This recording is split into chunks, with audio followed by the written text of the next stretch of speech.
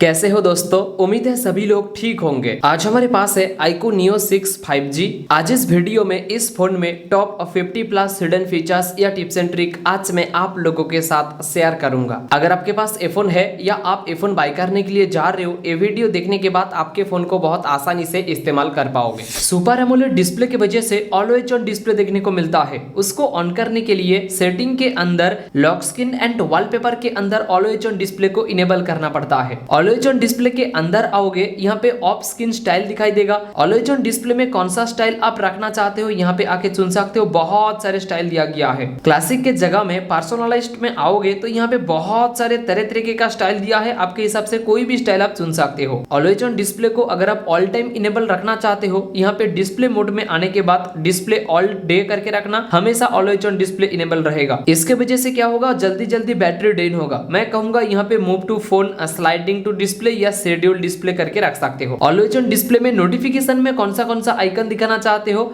यहाँ पे नोटिफिकेशन में आने के बाद मैसेज, फोन या फेसबुक बहुत सारे नीचे में आ जाएगा। जब आप एप्लीकेशन वगैरह इंस्टॉल करते जाओगे तो आपके हिसाब से टिक करके रख सकते हो। ऑलवेज ऑन डिस्प्ले तो इनेबल हो गया, लेकिन जब नोटिफिकेशन वगैरह आता है, उसका जो एनिमेशन है उसको ऑन करने के लिए फिर से आपको सेटिंग में जाने के बाद डायनामिक इफेक्ट के अंदर एम्बलेंट लाइट इफेक्ट दिखाई देगा। यहाँ पे ऑलवेज ऑन डिस्प्ले इसको इनेबल कर दीजिए। ऑन स्क्रीन डिस्प्ले इसको भी इनेबल कर दीजिए। थोड़ा नीचे की तरफ आओगे, इनकमिंग कॉल के लिए यहाँ पे लाइट इफेक्ट दिया गया है। आपके हिसाब से कोई भी स्टाइल को आप चुन सकते हो। सिर्फ इनकमिंग कॉल के लिए नहीं, नोटिफिकेशन के लिए भी आप नोटिफिकेशन लाइट को आप चुन सकते हो। यहाँ पे आके आप कलर वगैरह मैनेज कर पाओगे और ड्यूरेशन वगैरह, व्हाइट वगैरह बहुत कुछ है। आपके हिसाब से कुछ भी आप मैनेज कर लेना। होम स्क्रीन में इस साइड से स्वाइप करोगे, एक बल जैसा खुल के आएगा। इसके ऊपर टैप करोगे, ऊपर में बहुत सारे शॉर्टकट है और नीचे में बहुत सारे एप्लीकेशन है। बाय डिफॉल्ट ये ऑफ रहता है। इसको इनेबल करने के लिए सेटिंग के अंदर शॉर्टकट एंड असेंबलिटी के अंदर इजी टच दिखाई देगा। इसको इनेबल करना पड़ता है। कस्टमाइज मेनू में आओगे, ये जो सारे शॉर्टकट है, इनमें से बहुत सारे शॉर्टकट को आप ऐड भी कर सकते हो और एप्लीकेशन को भी आप ऐड कर सकते हो। मैं यहाँ पे बहुत सारे एप्लीकेशन को ऐड कर लेता हूँ। अभी अगर मैं स्वाइप करूँ ना, तो यहाँ पे देख लीजिए बहुत सारे शॉर्टकट भी आ चुका है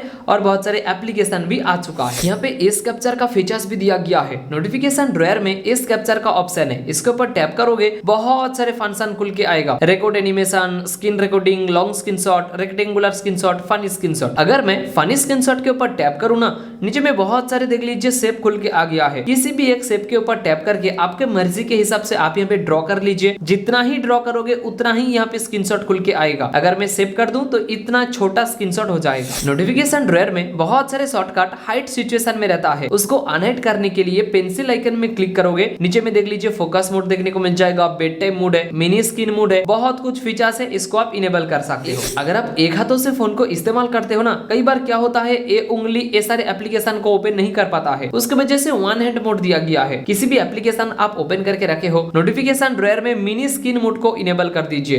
देखिए वन हैंड मोड इनेबल हो जाएगा और आप एक हाथों से बहुत आसानी से इसको इस्तेमाल कर सकते हो। इस फोन में फोकस मोड का फीचर्स भी देखने को मिलता है। इसके ऊपर टैप करोगे ना, फोकस मोड के अंदर चले जाओगे, नीचे में बहुत सारे एप्लीकेशन दिखाई देगा। मैं यहाँ पे क्रोम को सिलेक्ट करता हूँ और यहाँ पे टर्न ऑन कर देता हूँ। जब आप किसी भी एप्लीकेशन के ऊपर फोकस मोड को इनेबल करोगे, वो एप्लीकेशन ब्लैक एंड व्हाइट हो जाता है और नहीं तो वो एप्लीकेशन ओपन होगा और नहीं तो उस एप्लीकेशन से कोई भी नोटिफिकेशन वगैरह आएगा। इसको डिसेबल करने के लिए फोकस मोड को यहाँ से ऑफ कर सकते हो। जो एप्लीकेशन आपने सिलेक्ट किया था उसको अनसिलेक्ट कर लेना, ऑटोमेटिकली डिसेबल हो जाएगा। होम स्क्रीन में ऊपर से स्वाइप करोगे, यहाँ पे ग्लोबल सर्च आता है। यहाँ पे आप कुछ भी सर्च कर पाओगे, ऐप के बारे में, मैसेजेस के बारे में, कुछ भी सर्च करना और रिजल्ट आपको यहाँ पे दिखाई देगा। लेकिन बहुत सारे लोग चाहता है स्वाइप करने के बाद नोटिफिकेशन ड्रॉयर आए, वो भी यहाँ पे पॉसिबल है। उसके लिए होम स्क्रीन में 2 फिंगर से पिंच कीजिए। होम सेटिंग के अंदर swipe down on home screen, यहाँ पे ग्लोबल सर्च के जगह में नोटिफिकेशन सेंटर कर दीजिए। अभी होम स्क्रीन में स्वाइप करोगे तो नोटिफिकेशन सेंटर ही आएगा। नोटिफिकेशन ड्रॉयर में बहुत सारे नोटिफिकेशन आता रहता है। कई बार क्या होता है, बहुत सारे नोटिफिकेशन आपको इरिटेटेड करता है, हर टाइम नोटिफिकेशन भेजता रहता है। अगर आप लोगों को कोई भी नोटिफिकेशन इरिटेटेड करता है ना, तो उस नोटिफिकेशन के ऊपर टैप करके रखिए। यहाँ से डायरेक्टली आप टर्न ऑफ नोटिफिकेशन, साइलेंट या तो आप डिफॉल्ट आपके मर्जी के हिसाब से आप सिलेक्ट कर सकते हो। नोटिफिकेशन ड्रॉयर में बहुत सारे नोटिफिकेशन आता तो रहता है, लेकिन कई बार क्या होता है, आप ना देखे बिना ही यहाँ पे क्लियर ऑल दबा देते हो और बाद में पता चलता है कि बहुत इंपॉर्टेंट नोटिफिकेशन आया था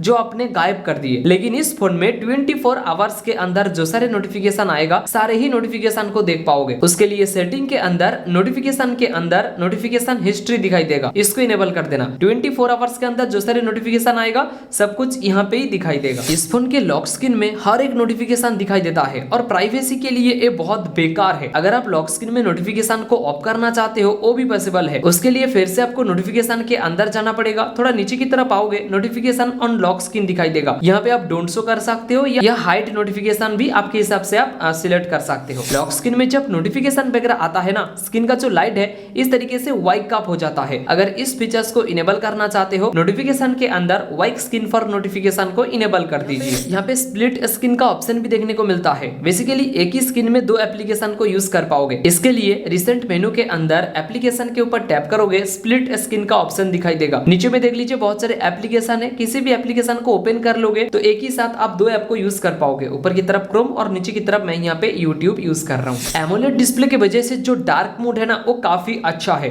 डार्क मोड को इनेबल करने के लिए डिस्प्ले एंड ब्राइटनेस के अंदर डार्क थीम दिखाई देगा, इसको इनेबल कर देना, बिल्कुल डार्क हो जाता है। ये जो डार्क मोड है इसको आप शेड्यूल में भी लगा सकते हो, कितने टाइम से कितने टाइम तक आपको डार्क मोड चाहिए। डार्क मोड के ठीक ऊपर आई प्रोटेक्शन का ऑप्शन दिखाई देगा, इसको इनेबल कर देना। डिस्प्ले का जो कलर है वो चेंज हो जाता है। इसको मैं ज्यादातर रातों में यूज करता हूँ। अगर इसको आप रातों में यूज करोगे आपके आंखों को दर्द नहीं पहुंचेगा। इसको भी आप शेड्यूल में लगा सकते हो, कितने टाइम से कितने टाइम तक आपको चाहिए। एमोलेड डिस्प्ले के साथ साथ 120 हर्ट्ज का रिफ्रेश रेट भी देखने को मिलता है, लेकिन बाय डिफॉल्ट वो ऑफ रहता है। उसको इनेबल करने के लिए सेटिंग के अंदर डिस्प्ले के अंदर नीचे की तरफ आओगे, स्क्रीन रिफ्रेश रेट दिखाई देगा। यहाँ पे स्मार्ट स्विच है, आप यहाँ पे 120 हर्ट्ज में इनेबल कर दीजिए। स्मार्ट स्विच करके यूज करोगे थोड़ा सा लैग जिटर वगैरह देखने को मिल सकता है। आप 120 हर्ट्ज करके यूज करना, स्मूथ एक्सपीरियंस मिलेगा। जब आप न्यू फोन खरीदते हो ऊपर में कितना % बैटरी है या इंटरनेट स्पीड मीटर वगैरह दिखाई नहीं देता है। उसको इनेबल करने के लिए डिस्प्ले के अंदर स्टेटस बार के अंदर बैटरी परसेंटेज को इनेबल कर देना। यहाँ पे बैटरी परसेंटेज दिखाई देगा। रियल टाइम नेटवर्क स्पीड को इनेबल करोगे, जब आप इंटरनेट एक्सेस कर रहे हो यहाँ पे स्पीड मीटर दिखाई देगा। ये जो ऊपर में आइकन दिखाई दे रहा है ना, नोटिफिकेशन का आइकन, अगर आपको लगता है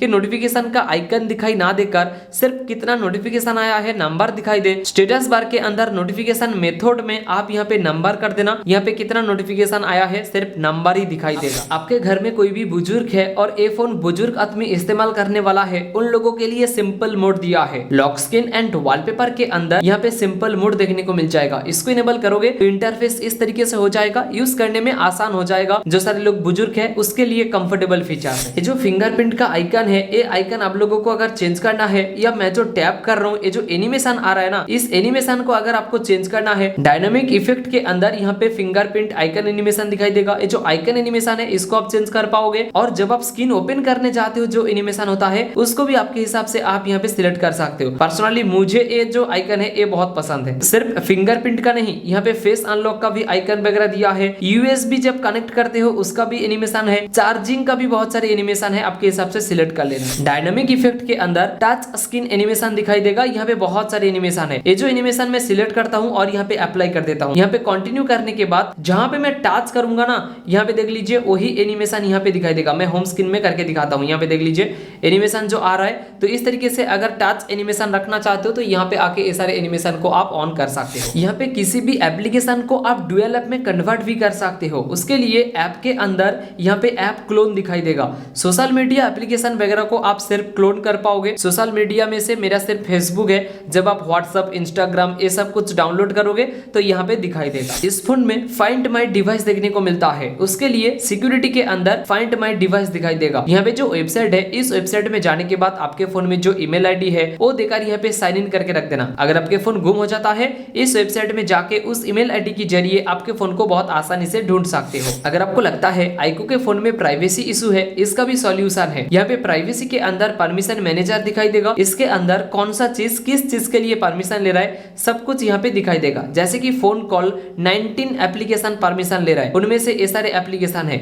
अगर आपको लगता है ये फोटो फोन कॉल का परमिशन क्यों ले रहा है, तो यहाँ पे डोंट अलाउ कर देना। यहाँ पे डोंट अलाउ एनीवे कर देना। कभी भी फोटोज फोन कॉल का परमिशन नहीं लेगा जब तक आप परमिशन नहीं दोगे। यहाँ पे स्मार्ट मोशन का फीचर्स भी देखने को मिलता है। शॉर्टकट एंड असेंबिलिटी के अंदर स्मार्ट मोशन दिखाई देगा। स्मार्ट स्क्रीन ऑन ऑफ दिखाई देगा, इसको इनेबल कर देना। फोन ऐसा पड़ा है, अगर उठाते हो ऑटोमेटिकली स्क्रीन का जो लाइट है वाइक ऑफ हो जाएगा। डबल टैप टू लाइट और double tap to turn off, इसको इनेबल करने के बाद लॉक स्क्रीन में डबल टैप करोगे, स्क्रीन का जो लाइट है वाइक ऑफ हो जाएगा। और होम स्क्रीन में डबल टैप करोगे, स्क्रीन का जो लाइट है वो फिर से बंद हो जाएगा। स्मार्ट मोशन के अंदर स्मार्ट वाइक का एक ऑप्शन दिखाई देगा। नीचे में बहुत सारे फीचर्स है, जैसे कि लॉक स्क्रीन में ऐप लिखोगे फेसबुक ओपन हो जाएगा, एम लिखोगे म्यूजिक ओपन ओपन हो जाएगा। ई ड्रॉ करोगे तो बहुत सारे एप्लीकेशन आपके हिसाब से आप ओपन कर सकते हो। जैसे कि मैं कैलकुलेटर को सिलेक्ट करता हूँ, ई ड्रॉ करने के बाद यहाँ पे लॉक स्क्रीन आएगा, इसको ओपन करोगे तो यहाँ पे देख लीजिए कैलकुलेटर ओपन हो गया है। तो इस तरीके से ये सारे शॉर्टकट को बहुत आसानी से आप इस्तेमाल कर सकते हो। इस फोन में किसी भी एप्लीकेशन के लिए आप टाइमर लगा सकते हो। उसके लिए डिजिटल वेलबींग के अंदर शो योर डाटा करना पड़ेगा। नीचे में डैशबोर्ड दिखाई देगा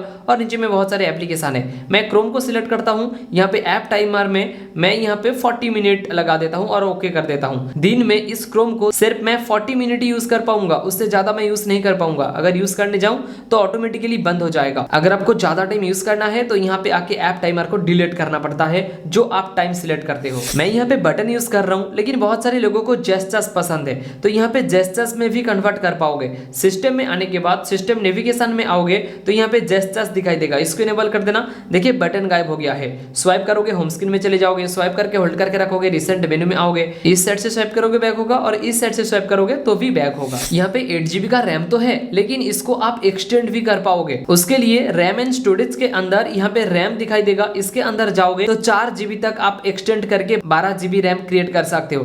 लेकिन मैं आप लोगों को बता दूं, ये जो 4 GB रैम है ये फॉल्स है, इसके ऊपर ध्यान मत दो। ये जो 8 GB रैम है इसके ऊपर ही आप डिपेंड रहो। इस फोन के वाईफाई के अंदर बहुत बड़ा फीचर्स देखने को मिलता है। उसके लिए नेटवर्क एंड इंटरनेट के अंदर, वाईफाई के अंदर, वाईफाई परफॉर्मेंस के अंदर यहाँ पे टर्न ऑन वाईफाई ऑटोमेटिकली दिखाई देगा। इसको इनेबल करने के बाद आपके घर में अगर वाईफाई है और आप बाहर गए थे तो जब आप घर में आओगे ना, ऑटोमेटिकली आपके मोबाइल के साथ वाईफाई कनेक्ट हो जाएगा। नोटिफाई फॉर पब्लिक नेटवर्क, इसको इनेबल करने के बाद पब्लिक प्लेस में अगर हाई स्पीड इंटरनेट रहेगा तो आपको नोटिफिकेशन भेज देगा। कैमरा के अंदर भी बहुत सारे फीचर्स मिलता है, लेकिन कैमरा के ऊपर डेडिकेटेड वीडियो बनाऊंगा इस टिप्स एंड ट्रिक का पार्ट 2, क्योंकि ये वीडियो बहुत लंबा हो चुका है। तो ये वीडियो खत्म होने के बाद अगर आप लोग कैमरा टिप्स एंड ट्रिक देखना चाहते हो, कार्ड में लिंक डाल दूंगा, डिस्क्रिप्शन में लिंक है, या इस वीडियो के नीचे सजेस्ट भी हो रहा है, वो वीडियो आप जरूर देख लेना। अगर आप लोगों को हमारे वीडियो अच्छा लग रहा है तो लाइक और सब्सक्राइब जरूर करना और मुझे भी मोटिवेशन मिलेगा। आप लोग कमेंट बॉक्स में जरूर बताना इस सारे फीचर्स में से आपको कौन सा फीचर सबसे अच्छा लगा। इस वीडियो में इतना ही, मिलते हैं अगले फ्रेश वीडियो में।